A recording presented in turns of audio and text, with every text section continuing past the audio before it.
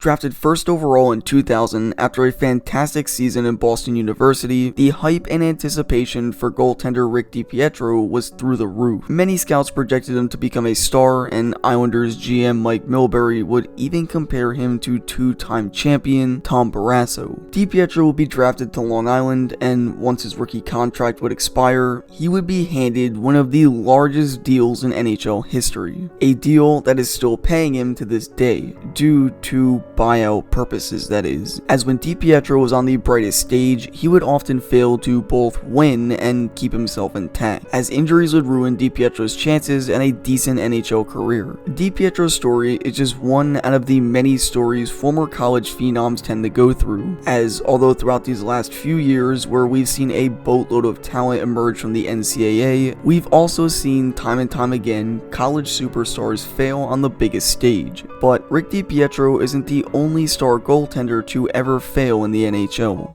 Trying to get away from Jitnik. Centering pass, hooked away by Stauber. Stauber skating to the blue line. Passes up to center ice to Sandstrom. Dan Quinn across the line. Can Duchesne in the save. Duchesne again. Shoots. Save again. Duchesne again.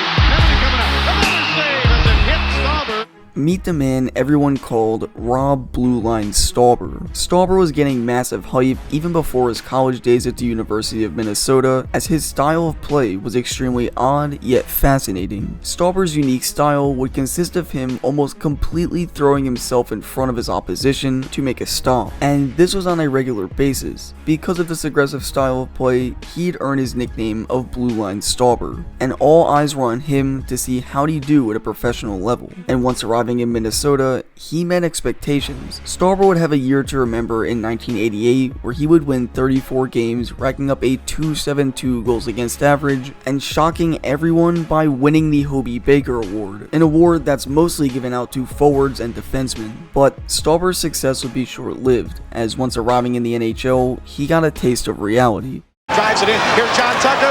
Out is Stauber. Stauber poked it away, but he lost his stick, and a penalty coming up, and a penalty shot is going to be called against the Kings. Here he comes. All alone against Stauber. Anderson down the middle. He shoots. Did he score or not? The referee is looking right at it. No goal. Saved by Stauber. But now they call it, they say it is a goal.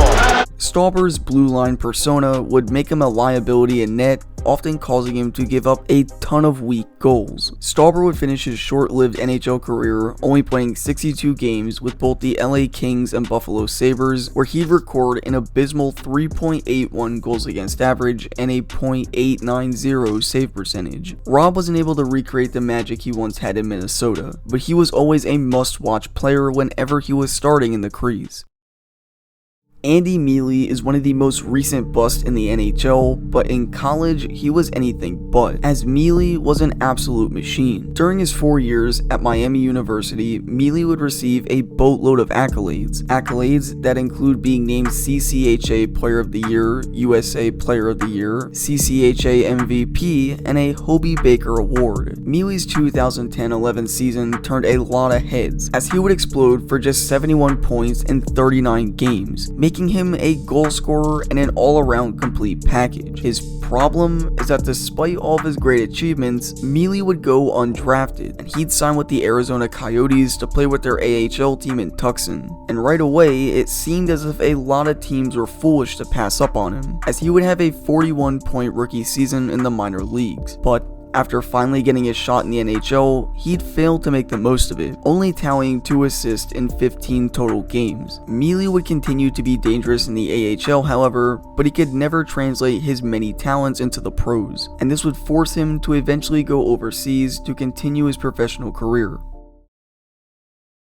Since there is no footage of Bruce Racine, we won't spend much time highlighting him, but to summarize, Racine was a star in Northeastern University, setting school records for most games played, minutes played, and wins for a goaltender. He would also be a 2-time All-American and won 2 Eberle Awards along the way. Racine would eventually have stints in both the IHL and AHL until 1995, where he'd finally have his chance, backing up the legendary Grant Fuhr in St. Louis. His only problem, that season happened to be the year where Fuhrer would play 79 games, giving Racine next to no playing time, and that would be his only season in the NHL, going 0-3-0 with a 3.13 goals against average. Racine was just a case of bad luck.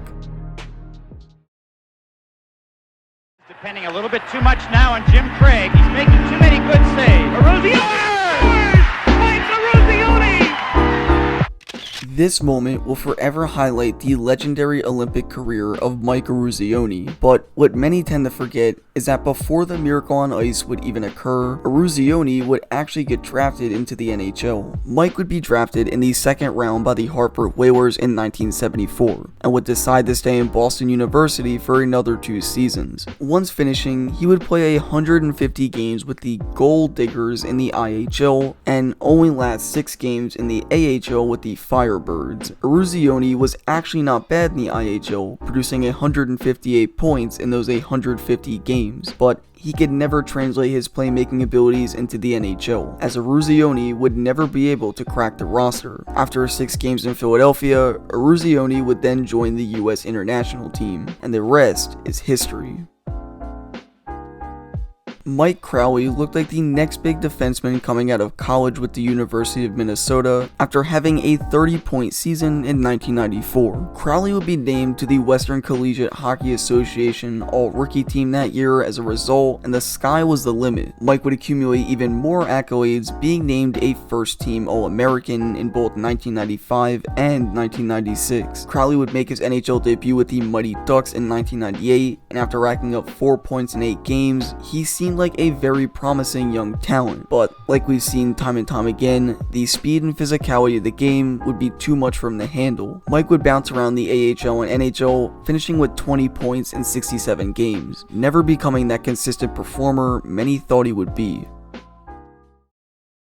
Another University of Minnesota alumni cracks this list, as Brian Bonan would take home the title of Mr. Hockey in 1992, becoming a better player as the years went by. Bonan would turn his 28th season from his freshman year into an eventual 81-point season he enjoyed during his final year in the NCAA. Bonan was a pure goal scorer who would actually lead the entire country in scoring and would take home the Hobie Baker Award during his magical senior year run. His massive success landed him a spot on the Pens AHL team, where he would soon make his NHL debut in the 1998 season. But Bonan would find himself struggling immensely at the NHL level, as he would only play 5 games in Pittsburgh before heading to the Minnesota Wild in 2001, where he would play just another 7 games. Bonan would end up with a final stat line of 0 goals, 0 assists, and 0 points, being arguably one of the worst NHL failures to come out of the NCAA.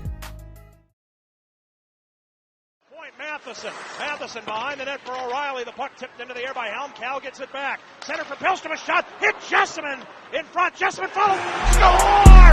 Hugh Jessamine! Hugh Jessamine is perhaps one of the most upsetting draft picks in recent memory, as he would be taken 12th overall in the infamously stacked 2003 draft class. The reason he was taken so high was due to his massive success at Dartmouth College, where he would produce 40 goals and 42 assists in just 80 games. But once getting drafted, Jessamine could not last at all at the NHL level, spending almost an entire decade in the AHL and ECHL. Jessamine would finally be able to play with the Florida Panthers in 2011, but would only play in 2 games, and in those 2 games, he'd rack up 0 points and 5 penalty minutes. Jessamine now remains in the AHL and is currently on the Binghamton Senators, but when you look at the players who were taken both before and after Jessamine, it begins to sting even more, especially for Rangers fans, as to imagine adding yet another star to their once outstanding core is almost like a dream.